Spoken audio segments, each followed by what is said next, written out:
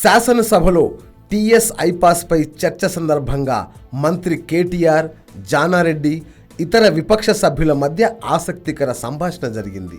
కవులు, భావుకుల సొంతమైన చంద్రుడు, వెన్నెల, పున్నమి లాంటి పదాలు శాసనసభలో ప్రజాప్రతినిధులకు వస్తువులయ్యాయి.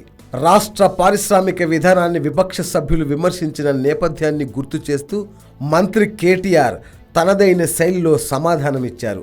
పున్నమి నాటి చంద్రుడిని, వెన్నెలని చూసి కొంతమంది ఆనందపడతారు, కానీ మరికొంతమంది ఆ చంద్రుడిలోని మచ్చల్ని వెతుకుతారు.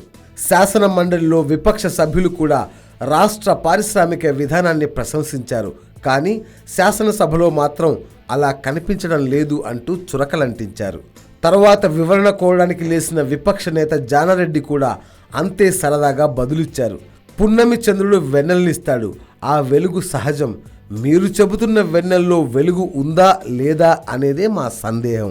నిజంగా వెలుగునిస్తే మంచిదే, అంతే తప్ప మేం మచ్చల్ని విమర్శించడం లేదు అని జానా అన్నారు. పారిశ్రామిక విధానాన్ని కేటీఆర్ వివరిస్తుంటే అంతా బాగుందని, మేం మాట్లాడడానికి ఏమీ లేదన్నట్లు అనిపిస్తోంది. నిజంగా చెప్పిన దాంట్లో 60% పూర్తయినా అభివృద్ధి దిశగా కదిలినట్లే. భారీగా పెట్టుబడులు రాష్ట్రానికి వస్తున్నాయంటున్నారు. గతంలో చంద్రబాబు, మా కిరణ్ కుమార్ రెడ్డి కూడా ఇలాగే అన్నారు.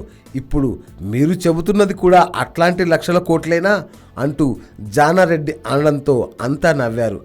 వెంటనే అందుకున్న కేటీఆర్ 60% కాదు, ఫస్ట్ క్లాస్ తెచ్చుకునే జానారెడ్డి గారితోనే శభాష్ అనిపించుకుంటాం.